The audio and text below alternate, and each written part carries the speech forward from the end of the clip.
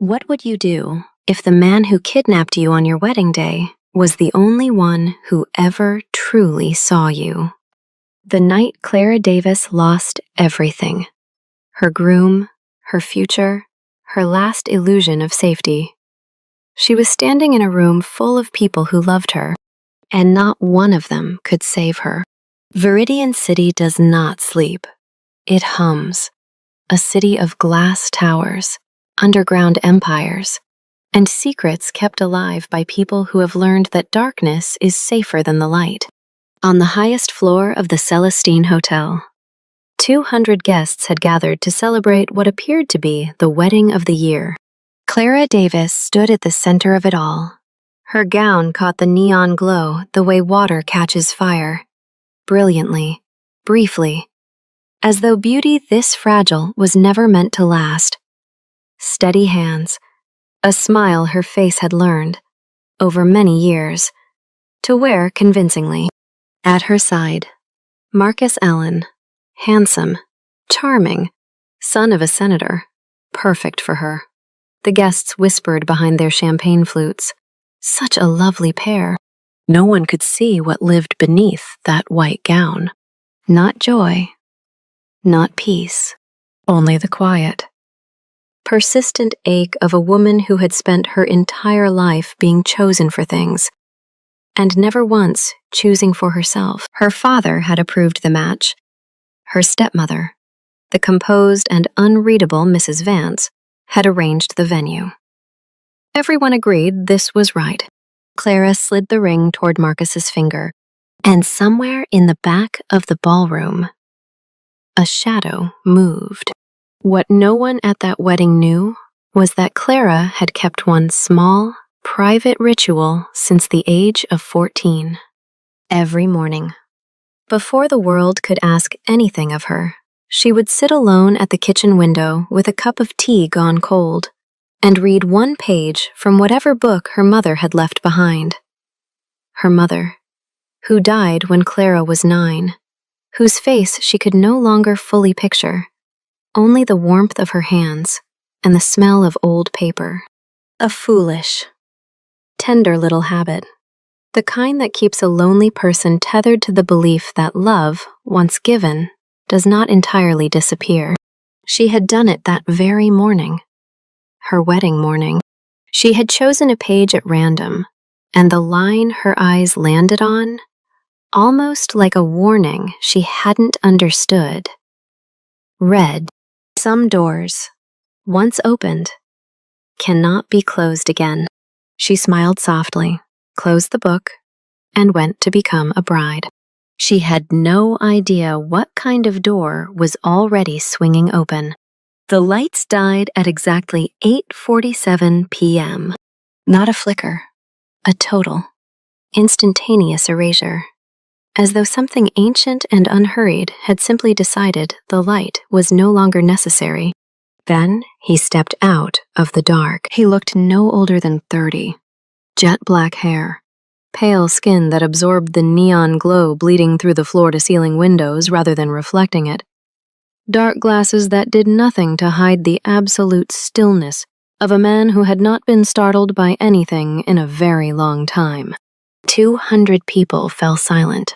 Clara's breath stopped, because she knew that face. She had seen it across the breakfast table. She had heard that voice ask, politely, whether she had finished with the newspaper. She had lived beside this man for 4 years, believing, as everyone believed, that he was simply Mrs. Vance's quiet, private son.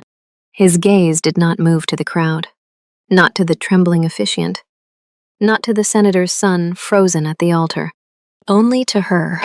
And when he spoke, his voice was low and absolute, the voice of something that has waited 3 centuries and will not wait a single moment more. "Clara Davis, tonight, you become mine." The window shattered. His arm closed around her waist, cold as marble, unyielding as fate. And then the floor was gone, the ceiling was gone, the wedding was gone, and she was rising into the Viridian City night as a single drop of her blood fell slowly through the neon air, glowing with a soft light that neither of them yet understood. She had no idea that everything was about to change. He kidnapped her, but something in her blood made him stop. What is she carrying that even the Vampire King cannot resist? If the man who took you turned out to be the only one who never lied to your face, would you stay, or would you run anyway? Tell me in 3 words. She woke up to silence. Not the comfortable silence of a Sunday morning, or the hushed quiet of a library. This was the silence of a place that had never known warmth. A silence so complete, it pressed against her chest like a held breath. Clara opened her eyes.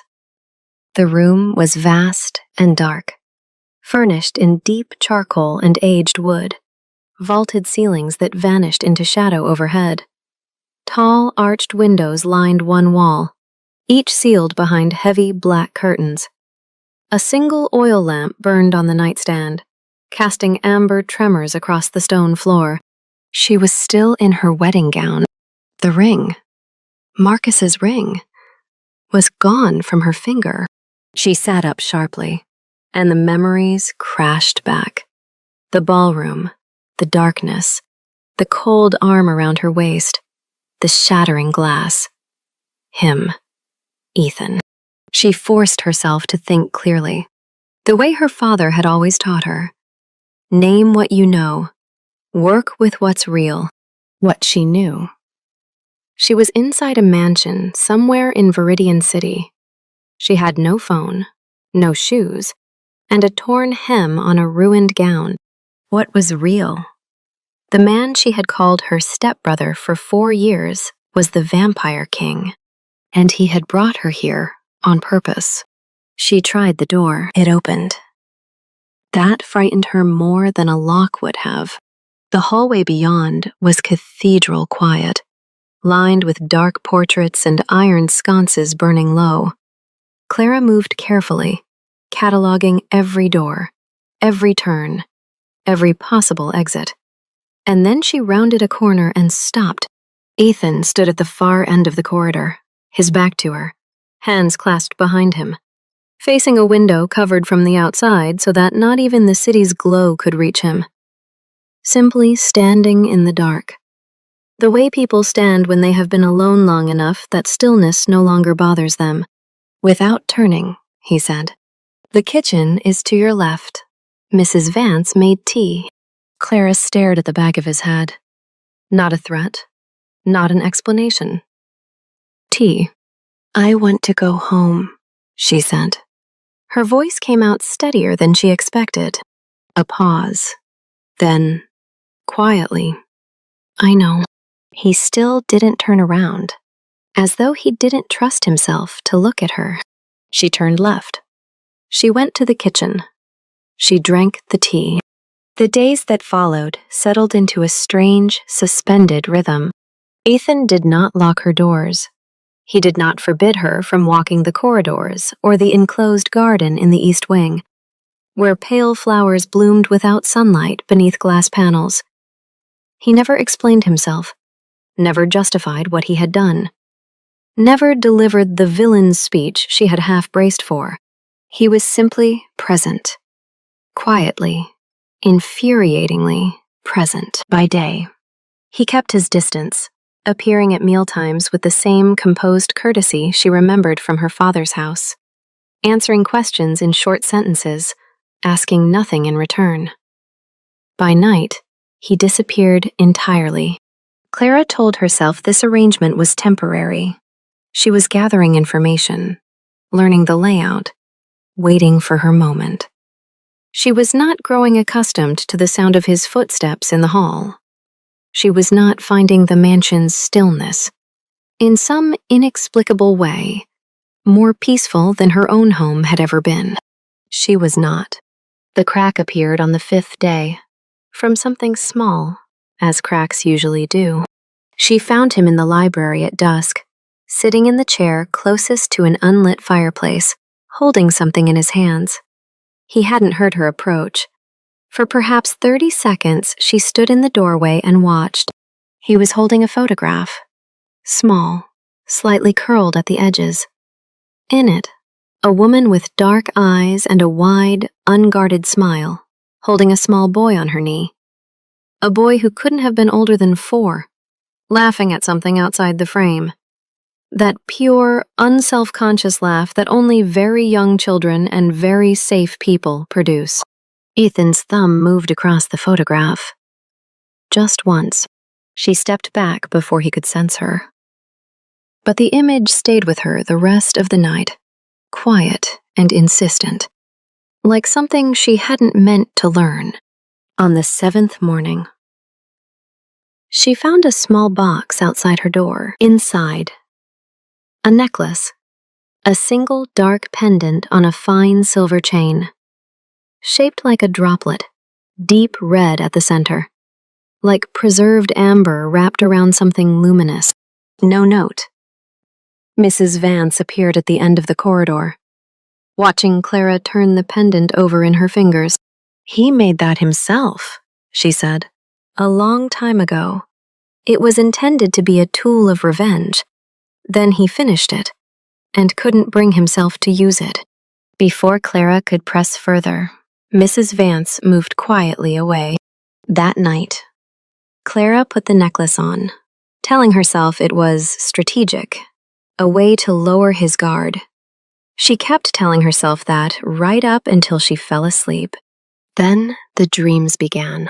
Fire, the smell of burning cedar, a child's voice cut off mid-word, and Ethan, not cold and composed as she knew him, but wild-eyed and desperate, clawing through collapsed timbers with his bare hands, his silver scar glowing through his shirt. She woke, gasping, her hand flying to the pendant at her throat.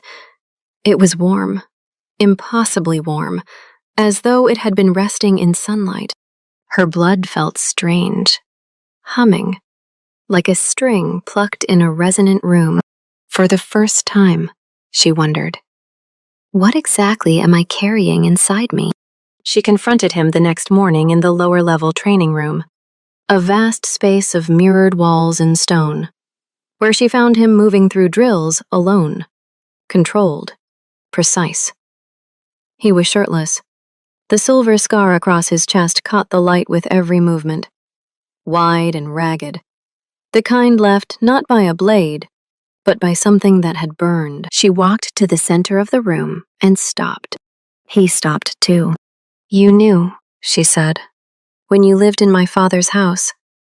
You knew what you were planning. You sat at our table and asked how my day was." His jaw tightened. "Yes." "Then why wait? You had every opportunity." He turned away, pressing a cloth to a cut on his forearm. Old silver shrapnel, she realized, a wound that had never fully healed. He held pressure on it with the matter-of-fact steadiness of a man who had long since stopped expecting wounds to stop. "Because," he said quietly, "the longer I watched you, the harder it became to hold on to the version of you I needed you to be." Clara felt that land somewhere below her ribs.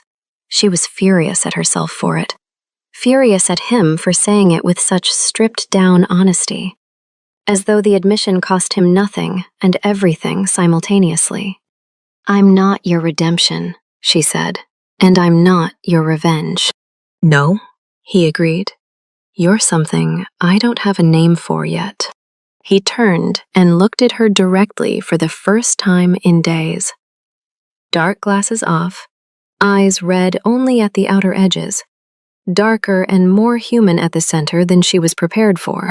She held his gaze for 3 seconds, then she walked out, and did not let herself run until she was around the corner, her heart slamming against her ribs, the pendant warm against her sternum, and something cracking open inside her chest that she was absolutely not ready to name.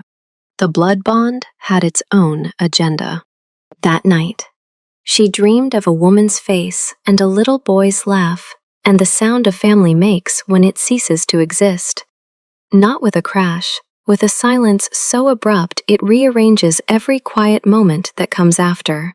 She pressed her palm flat against her chest and tried to decide what to do with that understanding. Then her phone lit up on the nightstand. Mrs. Vance had returned it 2 days earlier, quietly, without explanation. A message from Marcus. I know where you are, Clara, and I know what he is. Stay alive. I'm coming. When I get there, you'll finally understand who the real monster is. Before you decide who the monster is, wait until you find out what Marcus was doing the night Ethan's family died. She read Marcus's message 3 times. Each time, the words rearranged themselves into something different. A threat, then a warning, then something that felt like a script someone had rehearsed. Stay alive. I'm coming for you. The phrasing of a rescuer, the cadence of a man who had been waiting for exactly this moment. She set the phone face down and lay in the dark, listening to her own pulse. Something was wrong with that message. She couldn't name it precisely, but the confidence of, I know where you are, the deliberate weight of, you'll finally understand. These were not the words of a frightened fiancé. They were the words of someone running a plan. She said nothing to Ethan. The next morning, he was already gone when she came down to the kitchen. Mrs. Vance stood at the window, watching the garden with the stillness of a woman accustomed to carrying weight without letting it alter her posture. He had business, she said. He'll be back before dark.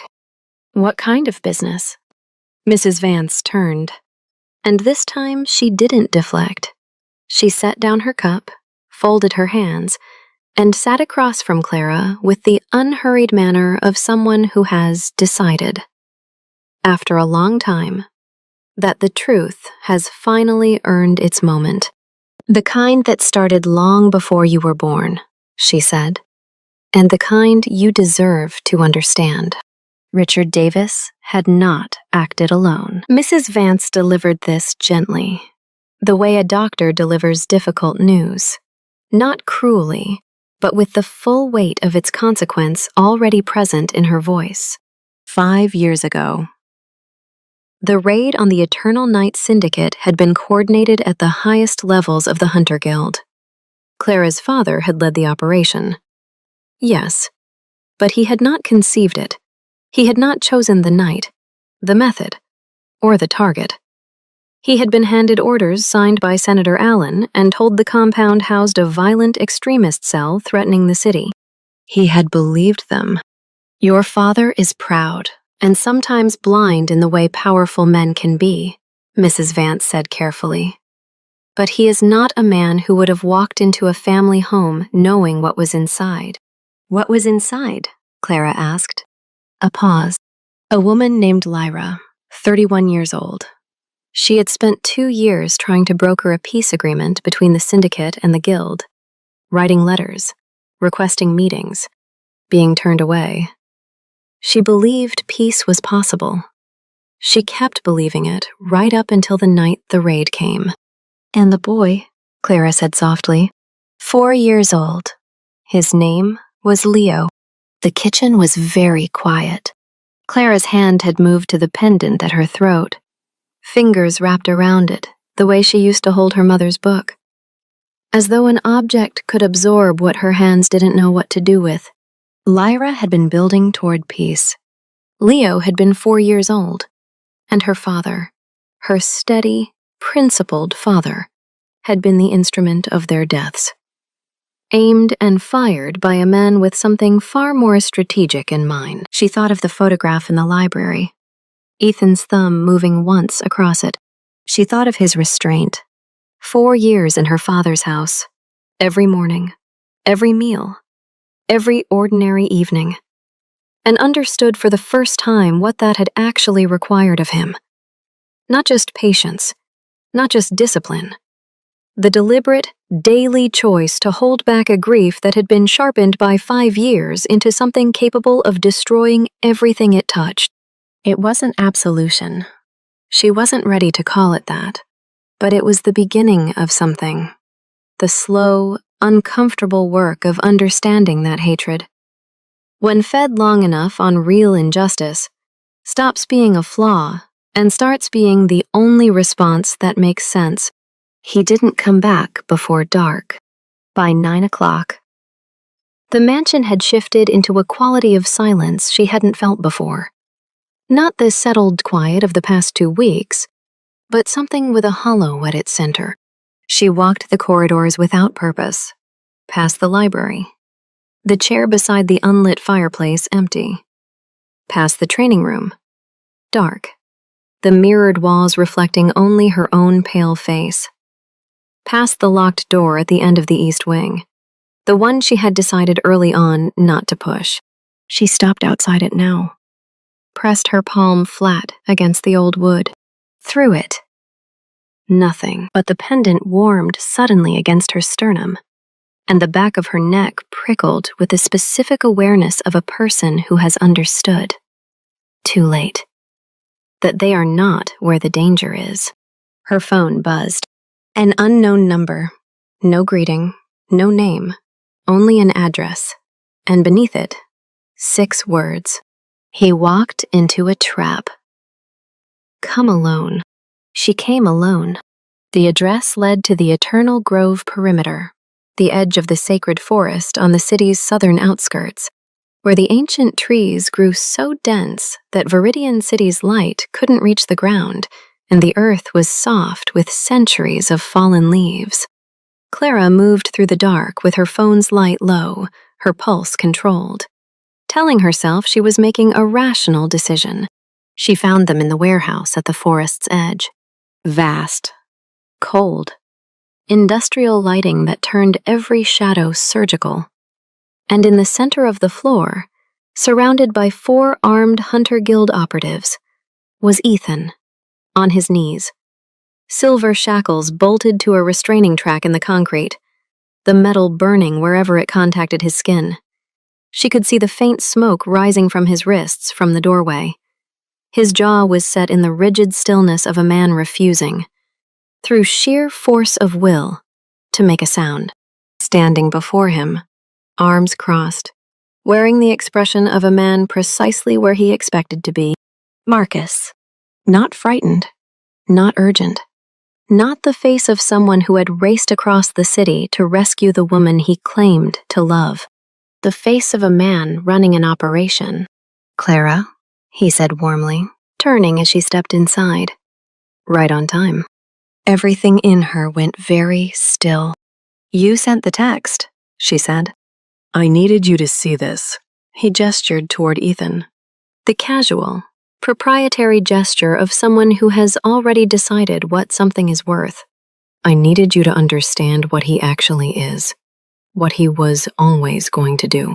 Ethan's eyes found hers across the warehouse. His face was bloodless.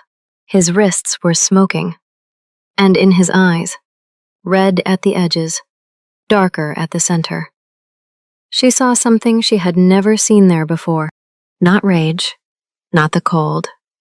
Controlled certainty she had come to recognize as his resting state. Fear. Not for himself. Clara, he said. His voice was low and stripped of everything except the single thing left beneath the centuries and the darkness and the long, careful restraint. Leave. No. Please. Please. From him. In that voice. In that room. Something detonated in her chest that she would spend a long time afterward trying to name. Marcus stepped closer to her. His voice measured and warm. He kidnapped you. He bonded you without your consent. He was going to use you to destroy your own father. I'm the one trying to protect you. I always have been. She looked at Marcus. His easy posture. His prepared speech. 4 armed operatives. A bolt track. Silver shackles. All of it assembled with the efficiency of something planned long before anyone needed rescuing. She looked at Ethan, who was asking her to run. And in that moment, she realized the terrible truth. Marcus had never come to save her. He had come to make sure she watched. Marcus says he's the protector, but he knew exactly where she was from the very beginning. Ask yourself, how she did not run. She stood in the center of that cold warehouse and looked at Marcus.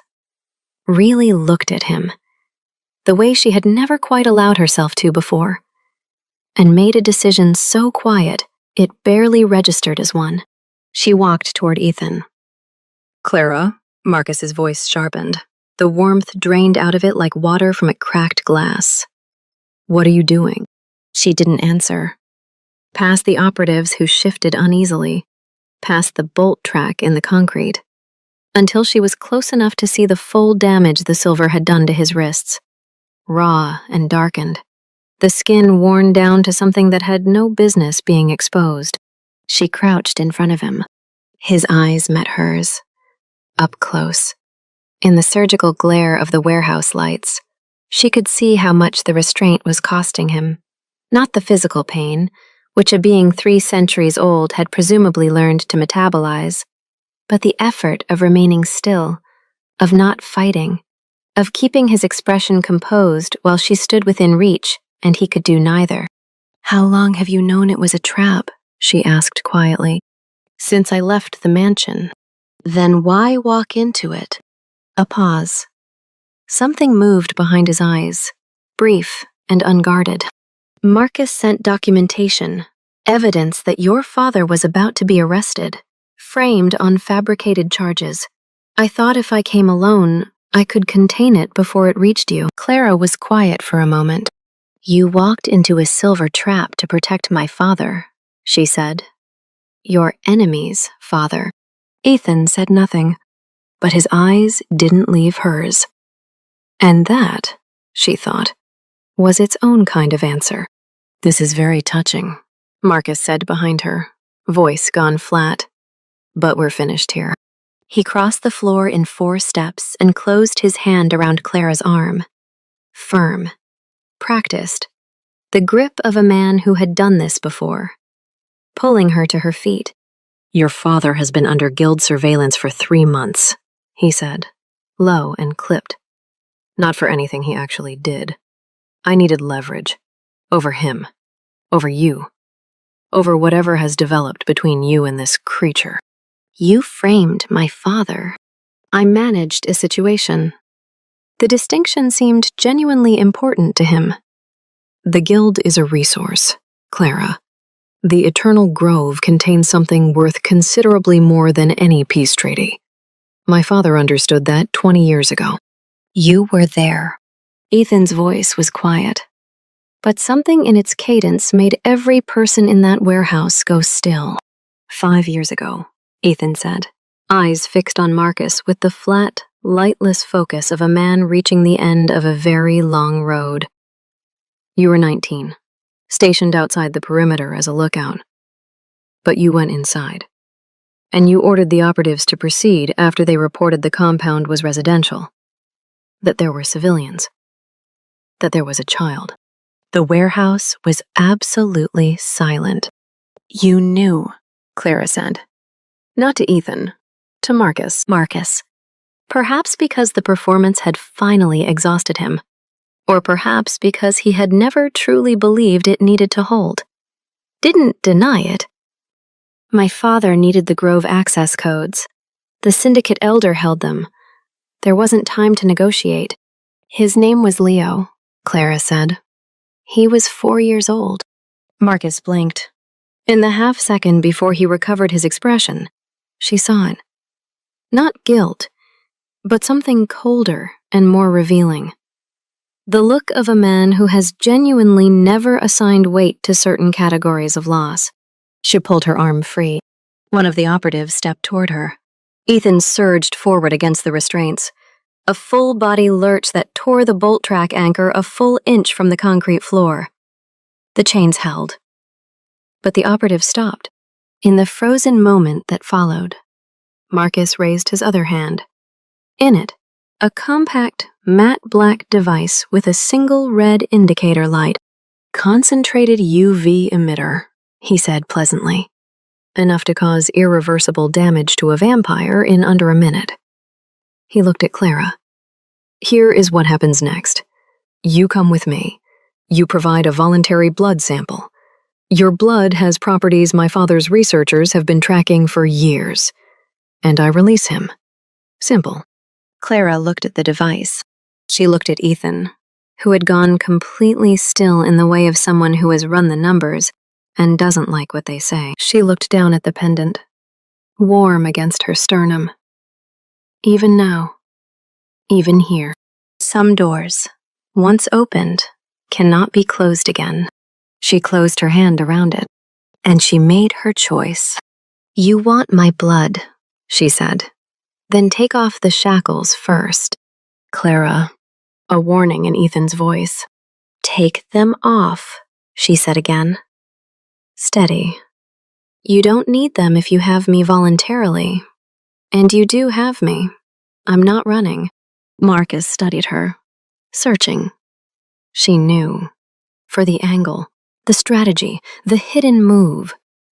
Finding, perhaps, a woman who had simply stopped calculating. He nodded to the nearest operative. The shackles fell. Ethan rose slowly. His wrists were damaged, the burns deep. He looked at her. Don't, his eyes said. Watch me. Hers answered. She lifted the pendant from her throat, the chain snapping cleanly, and held it in her open palm. In the harsh warehouse light, the dark glass had gone luminous. That same faint inner glow she had first seen falling through the Viridian city sky the night he took her. You want pure light blood, she said to Marcus. You should know what it actually does. She pressed the pendant between both palms. The glass cracked. Warmth moved outward. Not heat, but something older than heat. The way sunlight feels not on the skin, but somehow beneath it. The operative stepped back involuntarily. Marcus raised the UV emitter. And Ethan, moving with the speed of 3 centuries of survival, wrists still raw, eyes blazing red, stepped directly in front of her. Not beside her. Not behind her. In front. You want to use that, he said to Marcus, his voice stripped and absolute. Aim it at me. The light from Clara's hands reached his skin, and where it touched the burns at his wrists, the damaged tissue began, slowly, to close. She felt him draw a sharp breath, felt the exact moment, through the bond humming between them, when he understood what was happening.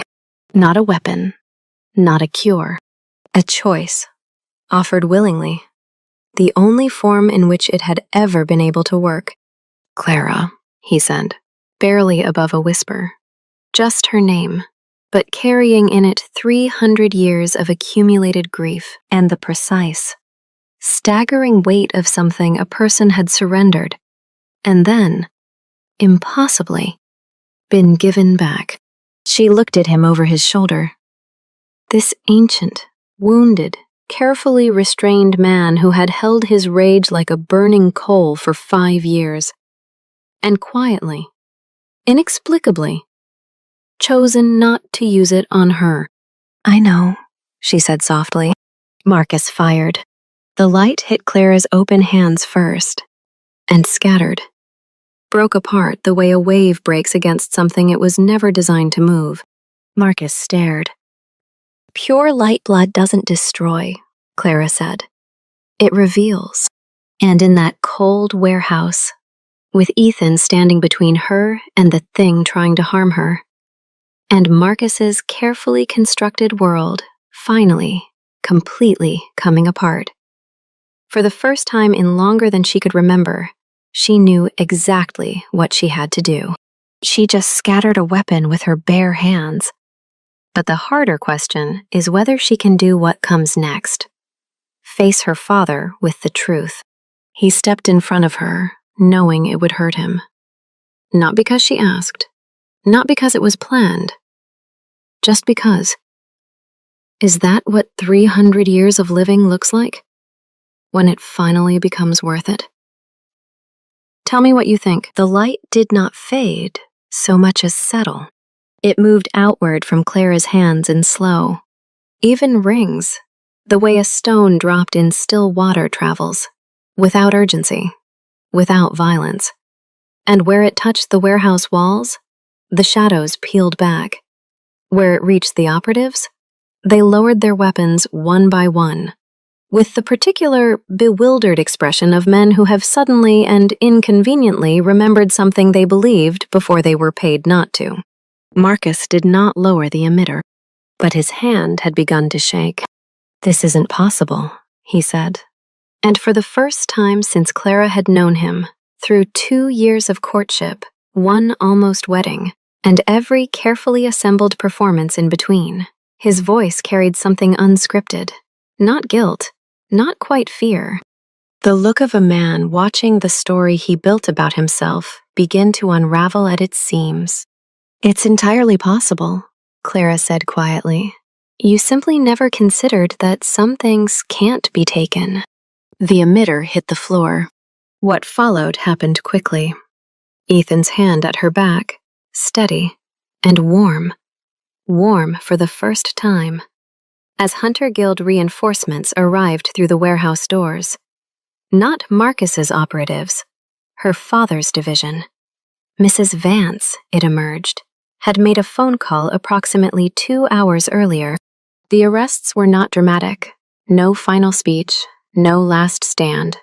Just 2 men, Marcus and the senator, collected separately, led out into the gray pre-dawn air as the slow machinery of consequence began to turn. Clara watched them go. Then she sat down on the concrete floor, her back against the wall, the cracked pendant in both hands, and simply breathed. Ethan sat beside her, not close enough to presume, not distant either. The careful distance of a man still learning that not assuming and not wanting are different things, and that one of them no longer applies.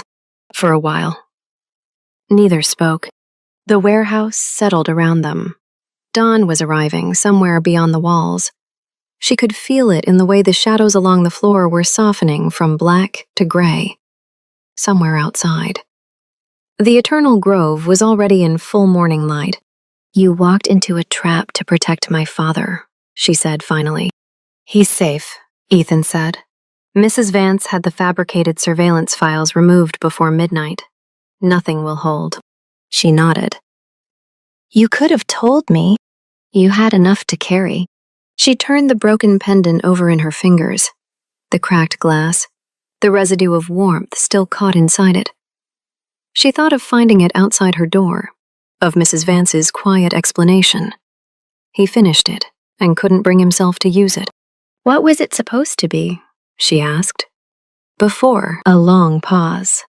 "A binding tool," he said. "I made it to complete the revenge. To ensure your family could never endanger anyone I cared about again." He was quiet for a moment. And then I held it. And I kept finding reasons to wait. Week after week. "Because of me," she said. "Because every time I watched you, at the window with your tea, with your mother's book, it became harder to hold on to the version of you I needed for the plan to make sense." She looked at the pendant. He looked at the floor. "I'm sorry," he said. And in 3 centuries, she suspected, those words had not come easily, or often. For the wedding, for taking you, for every year I sat in your father's house telling myself it was strategy, when it was something else entirely. What was it? Something shifted in his face. That brief, unguarded thing she had been cataloging for weeks, now fully surfaced and staying. "Fear," he said, "that if I destroyed your family the way mine was destroyed, I wouldn't feel any better. I would only be more alone." She reached over and took his hand. His wrists had closed.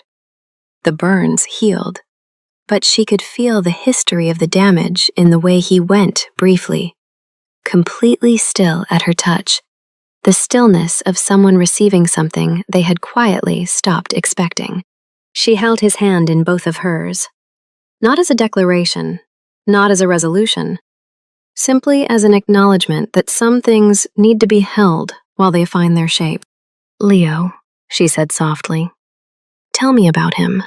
Ethan's throat moved. For a moment, she thought 3 centuries of controlled silence might be too deep to uproot here, in a warehouse at dawn. And that was all right. She wasn't asking him to be healed, only to be known. Then, quietly, he began. Small things. The way Leo carried rocks in his pockets because he couldn't bear to leave interesting ones behind. The way Lyra had read to him in 2 languages, alternating sentences, so he fell asleep to the sound of both worlds coexisting. The way he laughed, at things that weren't funny to anyone else, because the world was still, to him, reliably delightful. Clara sat in the slowly brightening warehouse and listened. She did not offer comfort through words, because some losses don't want to be comforted. They want, simply, to be witnessed. When he finished, neither of them spoke for a while. Then he turned his hand over in hers and held on. Richard Davis arrived just after sunrise. He was older than Clara sometimes let herself notice, more gray in his hair, his posture carrying the weight of a man still setting down something heavy. He crossed the warehouse floor and pulled his daughter into his arms without a word, and she pressed her face against his shoulder the way she had not allowed herself to since she was 9 years old. After a moment, he pulled back. His eyes moved to Ethan, who had risen to his feet. The 2 men looked at each other. Clara had imagined this moment. She had not imagined it would be quiet. She had not imagined her father's face would carry grief rather than fury. The face of a man whose understanding of a story he had lived completely has just been rebuilt from the ground up. "I didn't know," Davis said. "About Lyra, about Leo. I was given orders, told who the enemy was. And I..." He stopped. "That is not enough of an explanation. I know that." "I know you know," Ethan said. Simply, completely. Davis closed his eyes briefly, opened them. "I am sorry," he said, "for what my hand, however it was directed, did to your family." The silence that followed had a texture to it, the particular fragility of something that could still break, but was choosing, with great care, not to. Ethan inclined his head. Not as erasure, not as a pardon that cost nothing, as the acknowledgement of a man accepting what cannot be undone, and choosing, with full knowledge of the price, to begin with what remains. Mrs. Vance, standing at the warehouse door, allowed herself a small and private smile. The peace treaty between the Eternal Night Syndicate and the Hunter Guild was signed 3 days later. Not in a government hall, but at a plain wooden table carried out among the trees of the Eternal Grove itself, with birds audible in the canopy and the smell of damp earth rising from roots that had been there longer than the city surrounding them. The house felt different now. Not only Ethan's mansion, though that too had begun to change.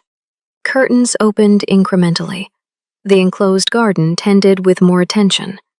The locked east wing door finally opened to reveal nothing more sinister than a room full of a small boy's drawings, preserved in careful frames. Clara's house. Her father's house. The kitchen window. The cold tea. Her mother's books on the shelf. She went back to it 3 days after the signing, on a morning that smelled of rain and old paper. She sat at the window and read one page.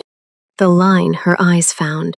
The ones who survive the dark are not the ones who feared it least.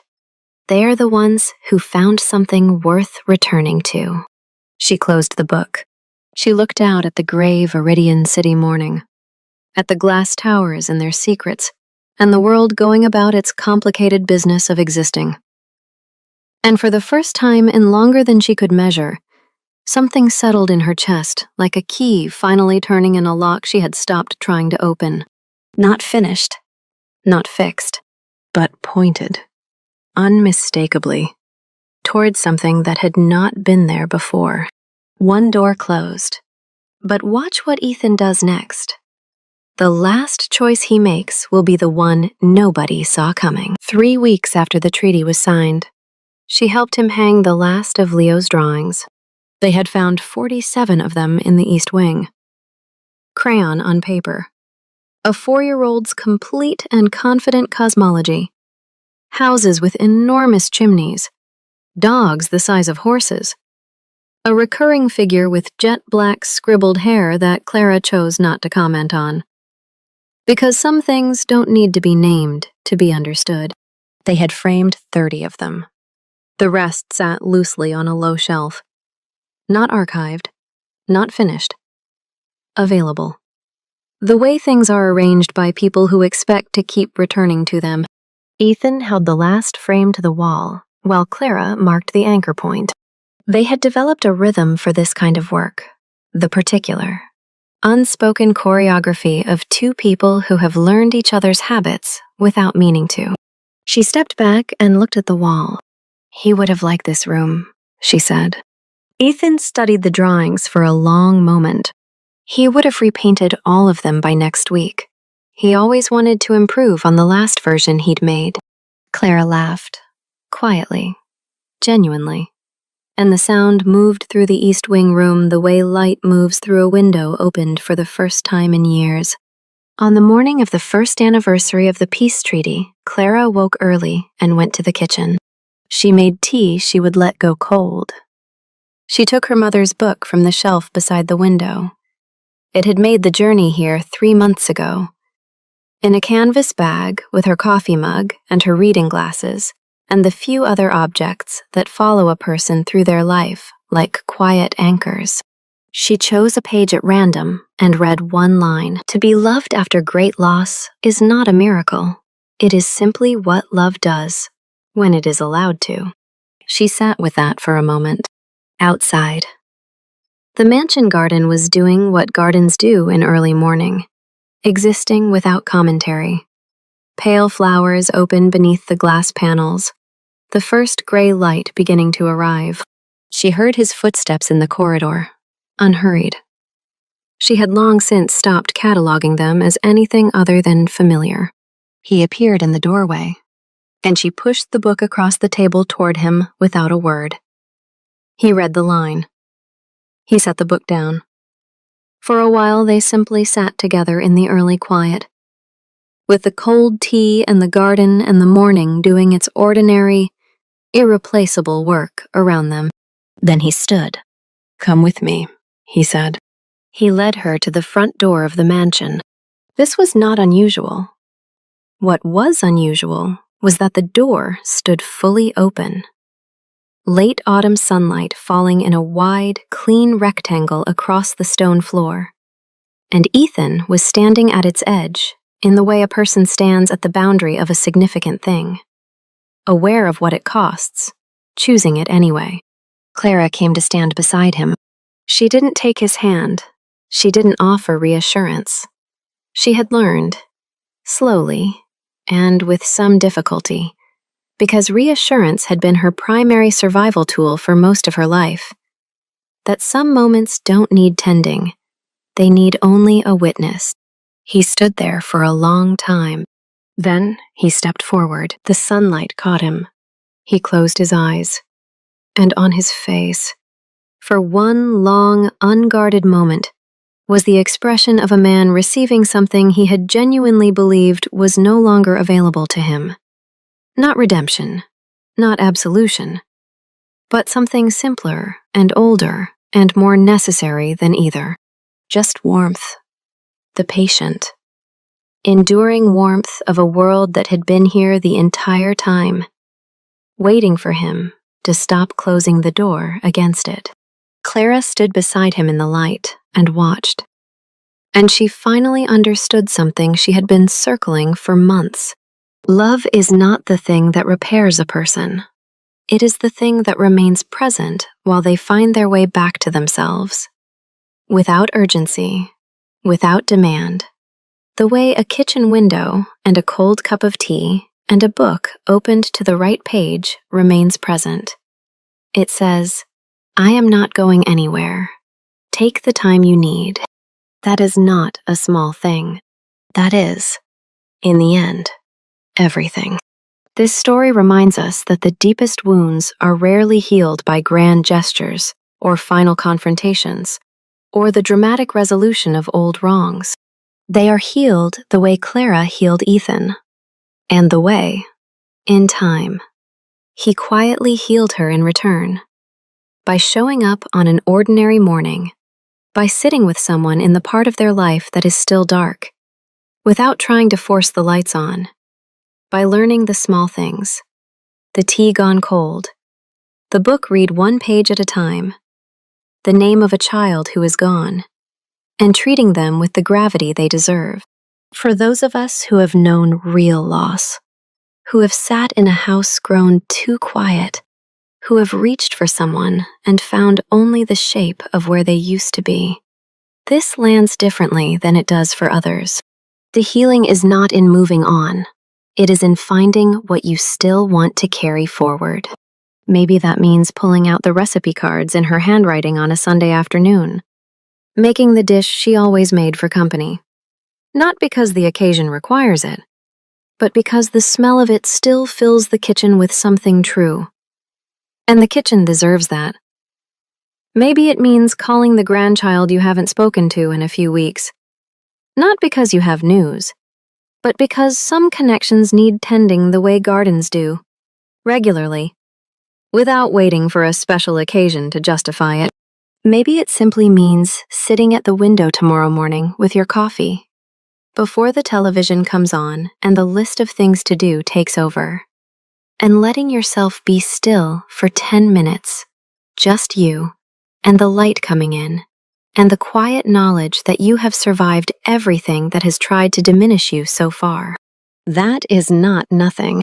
That is, in fact, the whole point. If this story stayed with you, leave a comment telling us the moment that hit closest to home. We read every one. The light came through the open door. It always had.